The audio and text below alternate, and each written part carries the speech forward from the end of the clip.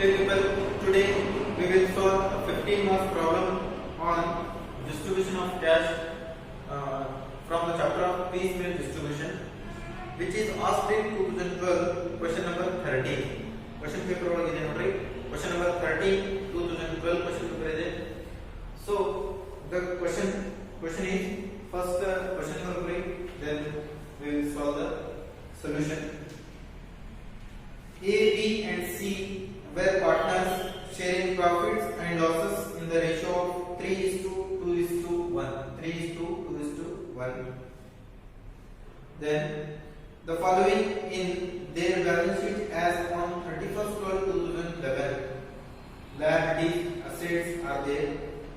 Liability side creditors, A's loan, then capitals, assets side machinery, data, stock, building and cash are given. It was decided to dissolve the firm. The assets were realized in installment as follows. From January 2011, rupees 9,000. On February 2011, 12,000. On March 2011, rupees 18,000. Under these circumstances, how best the partner can manage the dissolution and also prepare statement showing distribution of cash. Totally two questions here. One is for preparing of statement showing distribution of cash. One more is the theory question ಇದೆ. ಇಂತ circumstances ಒಳಗೆ ಇಂತ cases ಒಳಗೆ well management ಮಾಡಲಿಕ್ಕೆ resolution ಅನ್ನು well manage ಮಾಡಲಿಕ್ಕೆ partners ಆಗಿ ಏನೆಲ್ಲ ನಾವು ಡಿಸಿಷನ್ಸ್ ಇಲ್ಲಿ ತಗೋಬೇಕಂತ ಹೇಳಿ ಹೇಳ್ತಾರೆ. ಯಾವೆಲ್ಲ ಪ್ರೊಸೀಜರ್ ಫಾಲೋ ಮಾಡಬೇಕಂತ ಹೇಳಿ just you have to write sequence. First ನಾವು ಯಾರಿಗೆ ಪೇಮೆಂಟ್ ಮಾಡಬೇಕು, ಫಸ್ಟ್ ಪೇಮೆಂಟ್ ಮಾಡುವಾಗ ನಮ್ಮಲ್ಲಿ ಬರುವಂತಹ ಕ್ಯಾಶ್ ಅನ್ನು ನಾವು ಯಾರಿಗೆ ಪೇಮೆಂಟ್ ಮಾಡಬೇಕು ಅದನ್ನ ಥಿಯರಿ ಕ್ಲಾಸ್ ಒಳಗೆ ಹೇಳಿದ್ರೆ ಅದನ್ನು ಮುಂದೆ ಬರೆಯಬೇಕಾಗ್ತದೆ. Okay, and also prepare statement showing distribution of cash. Okay, ಇವಾಗ ನಾ ಥಿಯರಿ ಕ್ಲಾಸ್ ಒಳಗೂ ಕೂಡ ಹೇಳಿದ್ದೇನೆ. ಫಸ್ಟ್ ನಾವು ಔಟ್ಸೈಡ್ ಲಯಬಿಲಿಟೀಸ್ ಗೆ ಪೇಮೆಂಟ್ ಮಾಡ್ತೇವೆ. Then we will go to partners loan. ಆ ಕ್ವೆಶ್ಚನ್ ಒಳಗೆ ಏನಾದರೂ ಪಾರ್ಟ್ನರ್ಸ್ ಲೋನ್ ಇತ್ತಪ್ಪ ಅಂತಂದ್ರೆ after paying outside liabilities we have to pay partners loan. Partners loan ಇತ್ತಪ್ಪ ಅಂತಂದ್ರೆ ಇವ್ರದ್ದು ಆದ್ಮೇಲೆ ಇವ್ರದ್ದು ನೆಕ್ಸ್ಟ್ ಸೀಕ್ವೆನ್ಸ್ ಬರುತ್ತೆ. ಪಾರ್ಟ್ನರ್ಸ್ ಲೋನ್ ನಾವು ಪೇ ಮಾಡಿದ ಮೇಲೆ V will go to partners capital. ಅವ್ರದ್ದು ಏನು ಕ್ಯಾಪಿಟಲ್ ಕಾಂಟ್ರಿಬ್ಯೂಷನ್ ಇರ್ತದಲ್ಲ ಅದನ್ನ ನಾವು ಪೇ ಮಾಡಬೇಕಾಗ್ತದೆ. Before going to that we need to calculate who are contributing more, who are contributing excess capital according to their profit sharing ratio. We have to calculate. ಈ calculation ಮಾಡುವಂತ procedure ನಿಮಗೆ already ಗೊತ್ತಿದೆ. ಒಂದ್ಸಲ ಇದನ್ನ calculation ಮಾಡ್ಕೊಳ್ಳಿ, ಇದನ್ನ ಬರ್ಕೊಳ್ಳಿ, then go to this process. First column ಮಾಡಬೇಕಾದ್ರೆ first cash, creditors, A's loan, whatever the partners loan given, ಯಾರದೋ ಪಾರ್ಟ್ನರ್ ಇಂದ ಲೋನ್ ಕೊಟ್ಟಿರಲಿ ಅದಕ್ಕಾಗಿ ಒಂದು ಕಾಲಮ್ ಮಾಡಿ. Then partners A, B and C. First we have to write capital balances or balances as per balance sheet. Balances as per balance sheet. Just is notary. Cash balance is 6,000. Cash balance ಕೊಟ್ಟಿದ್ದಾನೆ 6,000. ಅದೇ ತರ creditors 15,000. A's loan 3,000. AB's capital 15,000. Then 18,000 and 6,000. This is what their capitals. We have now cash rupees 6,000. ನಮ್ಮ ಕಡೆ cash 6,000 rupees ಇದೆ. ಅದರಿಂದ ನಾವು ಏನು ಮಾಡಬೇಕಪ್ಪ ಅಂತಂದ್ರೆ ಯಾರು ಫಸ್ಟ್ ಇಲ್ಲಿ ಲಯಬಿಲಿಟೀಸ್ ಯಾರಿದಾರಲ್ಲ ಅವ್ರಿಗೆ ಫಸ್ಟ್ ಪೇ ಮಾಡ್ಬಿಡ್ರಿ. ಯಾರಿದಾರಲ್ಲಿ ಲಯಬಿಲಿಟೀಸ್ ಕ್ರೆಡಿಟರ್ಸ್ ಇದ್ದಾರೆ. So we need to pay 6,000 rupees to creditors. 6,000 rupees ಇವ್ರಿಗೆ ಪೇ ಮಾಡ್ಬಿಡ್ರಿ. ಈ ಪೇ ಮಾಡಿದ್ದನ್ನ ಇಲ್ಲಿ ಬರೀರಿ, ಪೇಡ್ ಟು ಕ್ರೆಡಿಟರ್ಸ್. ಎಷ್ಟು ಪೇ ಮಾಡ್ತಾ ಇದ್ರಿ? 6,000 rupees ಯಾರಿಗೆ? ಕ್ರೆಡಿಟರ್ಸ್. ಓಕೆ, ಹಾಗಾದ್ರೆ 6,000 ಒಳಗೆ 6,000 ಪೇ ಮಾಡ್ತಾ ಇದ್ರಿ, you will remain nil. 15,000 minus 6,000 9,000, then 3,000 15,000 18,000 6,000 and the remaining balance same ಉಳಿತದೆ. Next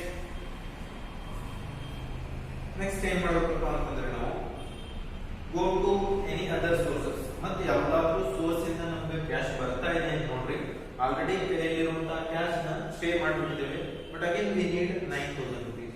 ಸೊ ಈ 9000 rupees ಉಳಿದಿದೆ ಅಂತಂದ್ರೆ ಇನ್ನು ಪೇಮೆಂಟ್ ಮಾಡೋದಿದೆ. ಹಾಗಾದ್ರೆ ಇನ್ನು ಮತ್ತೆ ಯಾವ್ದಾದ್ರು ಸೋರ್ಸ್ ಇಂದ ಕ್ಯಾಶ್ ಬರ್ತಾ ಇದೆ ನೋಡ್ರಿ. Here it was decided to dissolve the firm. The assets were realized in the installment as follows. Assets realize ಮಾಡ್ತಾ ಇದ್ರೆ ಅದರಿಂದ ಇನ್ಸ್ಟಾಲ್ಮೆಂಟ್ಸ್ ಆಗಿ ನಮಗೆ ಕ್ಯಾಶ್ ಬರ್ತಾ ಇದೆ by 3 installments. First one January 2011 9000 rupees ಬರ್ತಾ ಇದೆ.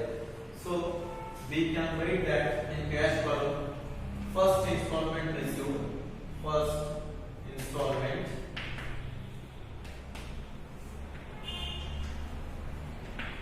received on January 2011. On January 2011, how much? 9000 rupees. In 9000 rupees pay ಮಾಡಬೇಕು.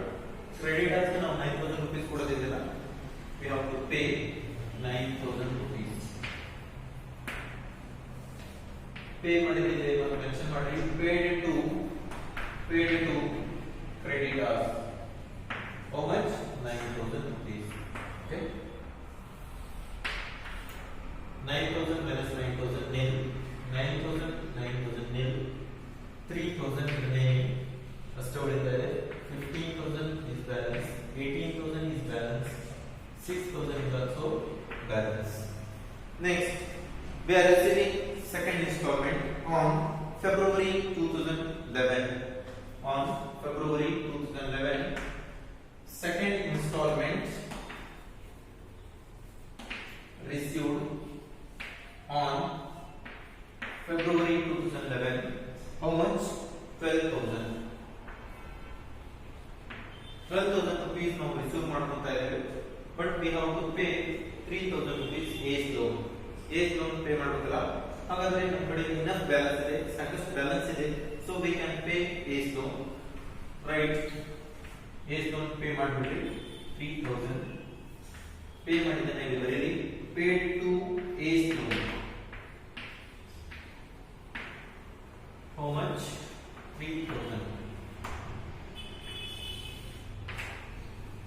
ಇದೆಲ್ಲ ಬ್ಯಾಲೆನ್ಸ್ ಡ್ಯೂ ತೋರಿಸ್ತಾವ್ರಿ. Balance due 12,000 minus 3,000 9,000. 3,000 minus 3,000 nil. 15,000 balance ಇದೆ. 18,000 is balance due. 6,000 is also balance due. And right here balance due. ಹಾಗಾದ್ರೆ ಈ 9000 rupees ಅನ್ನು ನಮ್ಮ ಕಡೆ we have now 9000 rupees and we need to pay 15,000, 18,000 and 6,000. ಇವಾಗ ನಮ್ಮ partners ಇಂದ ಕ್ಯಾಪಿಟಲ್ ಕೊಡಬೇಕಾಗಿದೆ. Before paying their capital we need to pay their excess capitals. Excess capital ನಾವು ಪೇ ಮಾಡೋಣ. ಯಾರು ಫಸ್ಟ್ ಪೇಮೆಂಟ್ ಮಾಡೋದು ನಾವು? First we have to pay B's excess capital. This one 6,000. ನಾವು ಏನು ಬರುತ್ತೆ ಡೌನ್ವರ್ಡ್ ಕೆಳಗಿಂದ ಬರೀ ನಿಮಗೆ ಸಿಗ್ತದೆ 6,000 rupees. ಯಾರಿಗೆ ಫಸ್ಟ್ ಪೇಮೆಂಟ್ ಮಾಡೋದು ನಾವು? Mister B. So you can pay 6,000 rupees to Mr. B from B's balance. ಆ ಪೇಮೆಂಟ್ ಅನ್ನು ಬರೀರಿ. paid to B's excess capital. B's excess capital. How much paid? 6,000 rupees. Okay. 9,000 minus 6,000 3,000 balance ಉಳಿತಾ ಇದೆ. 15,000 18,000 minus 6,000 13,000 6,000 ಹಾಗೆ ಉಳಿತಾ ಇದೆ. ಈ 6,000 ನಾವು ಆಲ್ರೆಡಿ ಪೇ ಮಾಡಿದ್ದೇವೆ. ಆ 6,000 ಅನ್ನು ಇದರೊಳಗೆ ತೆಗೆಯಿರಿ. 8,000 ಪೇ ಮಾಡಬೇಕಿಲ್ಲ. 8,000 actually we have to pay, but we paid 6,000 rupees out of 8,000. 8,000 ಒಳಗೆ ನಾವು 6,000 rupees ಪೇ ಮಾಡಿದ್ದೇವೆ. Remaining balance is 2,000. ಇನ್ನು ಮಿಸ್ಟರ್ ಬಿ ಎಷ್ಟು ಕೊಡಬೇಕು ನಾವು? 2,000 rupees ಕೊಡಬೇಕು. Then Mr. C 1,000 rupees ಕೊಡಬೇಕು. So we have enough balance again. ನಮ್ಮ ಕಡೆ ಮತ್ತೆ ಸಾಕಷ್ಟು ಬ್ಯಾಲೆನ್ಸ್ ಇದೆ. 3,000 rupees ಪೇ ಮಾಡಬೇಕಾಗಿದೆ.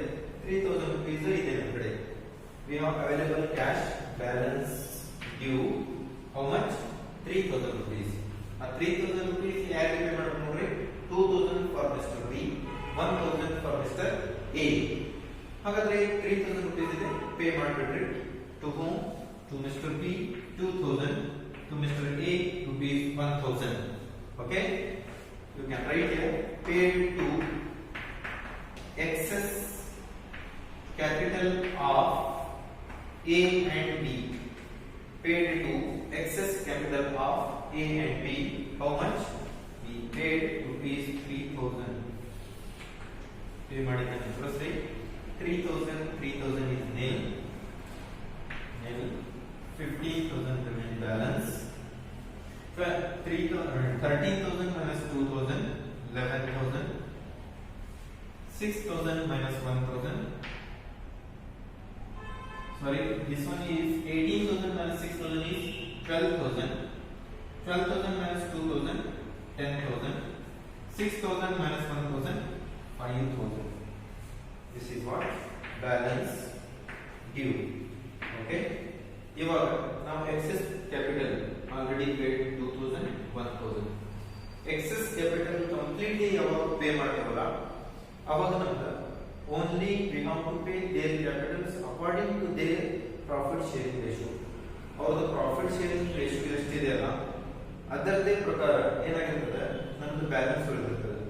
ಹಾಗಾದ್ರೆ ಆ ಬ್ಯಾಲೆನ್ಸ್ ಎಲ್ಲಿ ನೋಡಬಹುದು ಅಂತಂದ್ರೆ ನಾವು ಸಿ ಇನ್ ಫಸ್ಟ್ ಇಲ್ಲಿ ಏಸ್ ಕ್ಯಾಪಿಟಲ್ ಲೀಸ್ಟ್ ಇದೆ ಅಲ್ಲ ಇದರ ಪ್ರಕಾರನೇ ಬರ್ತದೆ.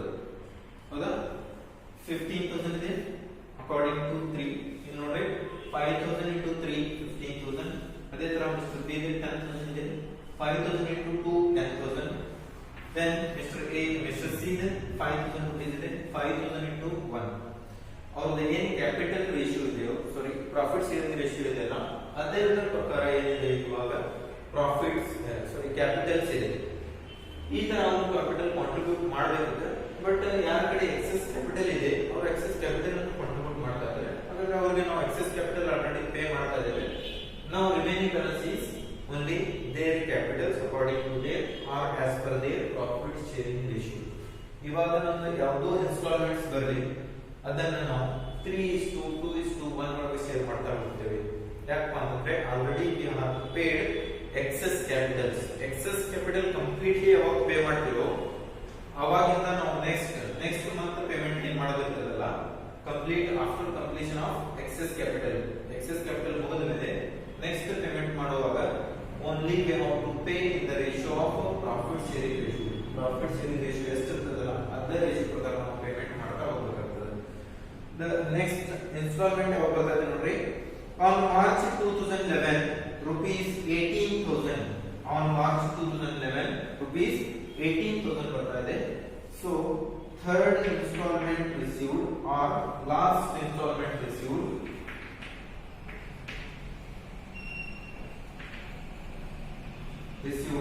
on March 2011. On March 2011 rupees 18,000 rupees ಬರ್ತಾ ಇದೆ. ಈ 18,000 rupees ಒಳಗೆ ಏನು ಮಾಡಬೇಕು ನಾವು 3 ಜನಕ್ಕೆ ಶೇರ್ ಮಾಡಬೇಕು. 15,000, 10,000 and 5,000. ಹಾಗಾದ್ರೆ 18,000 into 3/6, 18,000 into 2/6, 18,000 into 1/6 ಮಾಡ್ರಿ. You will get this contribution. ಇದರ ಏನು ಶೇರ್ ಬರುತ್ತಲ್ಲ ಅದನ್ನ ನಿಮಗೆ ಸಿಗ್ತದೆ. ಹಾಗಾದ್ರೆ paid to whom 18,000 into ಇವರಿಗೆ ಎಷ್ಟು ಕೊಡ್ಬೇಕು ನೋಡ್ರಿ 3/6. 3/6 is nothing but 1/2 is how much 9,000 rupees ಎಂದು ಪೇ ಮಾಡಬೇಕಾಗುತ್ತದೆ. 18,000 into 2/6 ಯಾಕಪ್ಪ ಅಂತಂದ್ರೆ ಇವ್ರದ ರೇಷಿಯೋ 2 ಇದೆ. So we can write here 3/6. 3 plus 2 5 plus 1 is 6. So we can write 3/6. ಮತ್ತೆ ಇದೆ ಟೋಟಲ್ ಬರೀರಿ 2/6 1/6. Okay. ಹಾಗಾದ್ರೆ ಅಕಾರ್ಡಿಂಗ್ ಟು ದೇರ್ ರೇಷಿಯೋ 18,000 ಅನ್ನು ಇವ್ರಿಗೆ ಎಷ್ಟು ಬರುತ್ತೆ ನೋಡ್ರಿ 9,000. how 18,000 into 3/6 you will get 9,000. 18,000 into 2/6 is 6,000. ಅದೇ ತರ 18,000 into 1/6 is 3,000. Now we can write paid to partners capital. So we have capitals